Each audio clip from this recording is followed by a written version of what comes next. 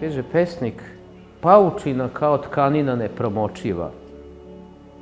Ili kako primam darove danajaca. Kao poklon primio sam gubitak, zapakovan u nevericu.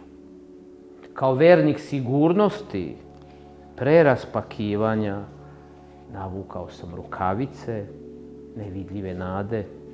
Znao tad nisam da opreznost mera je gubitka, prevarni trag onog časa u kome se ušice vage zaista umiruju, ali sa one druge strane, one kroz koju su prošla već svana elektrisanja, one strane koja u meni više biti ne može.